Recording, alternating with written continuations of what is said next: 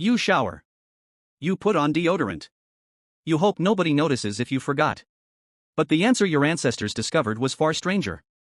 Because for almost all of human history, deodorant did not exist. And yet your ancestors still had to live right beside each other. You spend your life surrounded by smells. Most of them fade into the background. A little soap. A little sweat. Fresh clothes. Clean rooms. You barely notice them. But what happens when none of those modern conveniences exist? What happens when thousands of generations live without supermarkets, plumbing, perfumes, washing machines, or deodorant sticks? The common image is simple. Ancient humans must have smelled terrible. End of story. But that assumption hides something important. Your nose is not a measuring device. It is an adaptation. What smells bad to you is not automatically what smelled bad to your ancestors. And what seems normal today would have seemed bizarre in many ancient worlds. To understand ancient hygiene, you first have to understand smell itself. Why does body odor exist? Why does your body produce it at all? The surprising answer is that sweat is not the main problem. Fresh sweat barely smells. The smell comes later. Your skin is covered with bacteria. Most are harmless. Many are helpful. When bacteria break down compounds released from sweat glands, they create the chemicals associated with body odor. The smell is a partnership between your body and the microscopic life living on it. Researchers such as George Preddy spent decades studying the chemistry of human scent. The result was surprising. Human smell is incredibly complex. Every person carries a slightly different scent profile. Some of that variation comes from genetics. Some comes from diet. Some comes from the bacterial communities living on the skin. In other words, ancient humans were not all producing the same smell. Just like today, each person carried a unique chemical signature. But if people smelled different, why did body odor become such a concern in modern societies? The answer begins with a simple fact. Humans evolved in small groups. For hundreds of thousands of years, your ancestors lived in bands that were often measured in dozens rather than thousands. The same people shared food, shelters, dangers, and daily life. When you see the same faces every day, something interesting happens. You adapt. The brain gradually reduces attention to familiar smells. Scientists call this olfactory adaptation. Your nose keeps working. Your brain simply stops treating the signal as important. Imagine entering a room with a strong smell. At first it dominates everything. An hour later you barely notice it. Ancient humans experienced the same effect. The sense of family members became part of the normal environment. Not pleasant. Not unpleasant. Just familiar. That does not mean hygiene did not matter. It mattered a lot. The difference is that hygiene served different purposes. Today cleanliness is often connected to appearance and social expectations. For ancient humans, it was frequently connected to comfort, parasites, disease, and survival. A body covered with dirt can develop skin problems. A body covered with parasites faces even bigger challenges. Lice, fleas, ticks, and mites have accompanied humans for enormous stretches of history. Many ancient hygiene behaviors may have emerged primarily as defenses against these unwanted passengers. Anthropologists studying traditional societies repeatedly observed grooming behavior. People cleaned one another. They inspected hair. They removed insects. They picked away parasites. This was not merely cleaning. It was social bonding. Robin Dunbar became famous for proposing that grooming played a major role in human social evolution. Long before smartphones or social media, physical grooming helped maintain relationships. Touch mattered. Attention mattered. Cleaning mattered. When someone removed parasites from your hair, they were not only helping your health. They were reinforcing trust. The behavior survives even today. Parents brush their children's hair. Partners help each other remove dust or lint. Friends fix each other's appearance. Ancient grooming was often more intense because the stakes were higher. Then there was water. Lots of it. Many people imagine ancient humans rarely washing. The evidence suggests a more complicated picture. Humans are naturally attracted to water. Rivers, lakes, streams, and coastlines supplied food and transportation, but they also created opportunities for cleaning. Archaeological evidence cannot directly record every bath. Water leaves few traces. Yet historical records from later societies reveal repeated patterns of washing, swimming, and bathing. Even without soap, water removes dirt. It cools the body. It improves comfort. Ancient people understood this through experience long before anyone understood bacteria. Soap itself has surprisingly deep roots.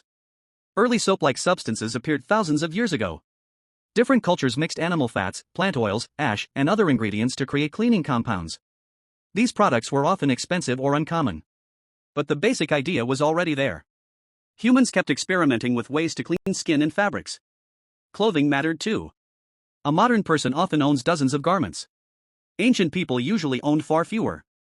That sounds like a hygiene disaster. But there is another side to the story. Natural fibers behave differently from synthetic materials. Wool, linen, and certain plant fibers can release moisture more effectively than many modern fabrics. Clothes were aired out, dried in sunlight, cleaned in rivers, repaired repeatedly. Sunlight itself became a hidden ally. Ultraviolet light kills many microorganisms. Ancient people did not know the physics. They simply noticed that sun, wind, and fresh air often helped. The same pattern appears again and again in human history. People discovered useful behaviors long before they understood the science behind them. But what about smell specifically? Did ancient humans actually care? Yes. Probably more than many people assume. Across ancient cultures, perfumes, scented oils, herbs, flowers, smoke, and aromatic resins appear repeatedly. Why spend effort creating pleasant scents if nobody cares about smell? Ancient Egyptians used fragrant oils. Ancient Greeks discussed bathing and personal care. Ancient Romans built enormous public bath systems. Different cultures developed different standards. Yet the desire to influence scent appears almost everywhere. This reveals something important. Humans have probably been managing body odor for far longer than most people imagine. The methods simply looked different. Sometimes the solution involved bathing. Sometimes it involved smoke from fires. Sometimes aromatic plants were rubbed onto the skin. Sometimes clothing carried pleasant scents. The goal was not always complete odor elimination. That modern expectation is relatively recent. Instead, many societies aimed for balance. Clean enough. Comfortable enough. Acceptable enough. There is another reason smell mattered. Humans communicate through scent more than most people realize. Studies by researchers such as Klaus Wedekind suggested that body odor can carry information related to immune system genes. The famous t-shirt experiments attracted attention because participants often preferred certain scents without understanding why. The details remain debated. The broader lesson is not.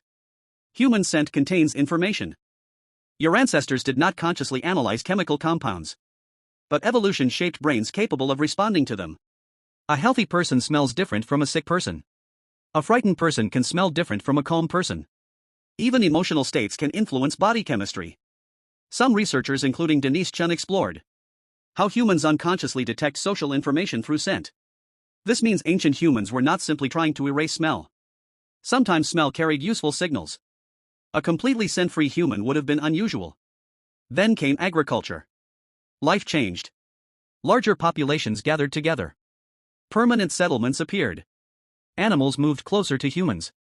Waste accumulated more easily. New hygiene challenges emerged. The problem was no longer just keeping yourself comfortable. Now entire communities had to manage sanitation. Archaeologists discovered evidence of drainage systems, waste management efforts, and public bathing structures in various ancient civilizations. The details varied widely. The goal remained similar. Too much waste creates danger. Disease spreads more easily when populations become dense. Some of the most important hygiene innovations in history were not personal. They were communal. Clean water supplies, drainage channels, waste removal systems. These developments quietly saved enormous numbers of lives. Yet even then, body odor standards remained very different from modern expectations. Today many advertisements imply that any natural scent is unacceptable. That message would have seemed strange for most of history. For ancient humans, a completely odorless person might have been impossible. Maybe even suspicious. Normal humans smelled like humans. The real question was whether that smell signaled health, sickness, cleanliness, status, occupation, or neglect. Think about smoke. For countless generations, humans spent hours near fires. Cooking fires. Heating fires. Protective fires. The smell of smoke likely became woven into everyday life. Your ancestors probably carried traces of wood smoke on their skin, hair, clothing, shelters, and possessions. To them, that smell may have felt as ordinary as laundry detergent feels to you. Every era has its invisible baseline. You rarely notice your own. The microbiologist Martin Blaser often emphasized how deeply humans are connected to microbial ecosystems. That connection extends to skin as well. Ancient hygiene was not about eliminating all microbes. That would have been impossible. Instead, humans continuously negotiated relationships with the microscopic world around them. Clean enough to stay healthy. Not sterile. Never sterile. And perhaps that is the biggest misconception. When people imagine ancient hygiene, they often compare the past to a modern bathroom. The comparison is unfair. Ancient humans were not failing to meet modern standards. They were solving different problems. They needed protection from parasites. They needed healthy skin. They needed functioning communities. They needed social acceptance inside small groups. Many of the behaviors that emerged achieved those goals remarkably well. Were ancient humans cleaner than modern people? Usually not. Were they dirtier than modern people? Sometimes. But the reality is far less dramatic than either extreme. Your ancestors washed. They groomed. They removed parasites. They experimented with soaps. They used scented plants. They bathed when possible. They cared about smell. Not because they wanted to impress strangers on social media.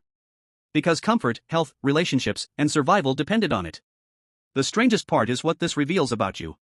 Every morning, you fight smells that your brain has been interpreting for hundreds of thousands of years. You use products invented recently. You follow standards that change from culture to culture. You participate in a hygiene system your ancestors would barely recognize. Yet underneath the soap, the shampoo, the perfumes, and the deodorant, the same ancient biology remains. The same skin. The same bacteria. The same nose. You still carry a scent. Everyone does. Most of the time you never notice it. Neither does everyone around you. Your brain quietly edits it out. Just as it edited out the familiar smells of family members gathered around ancient fires long ago. You put on deodorant. You hope nobody notices if you forgot. But now you know the real story was never about eliminating human smell. It was about learning how to live with it.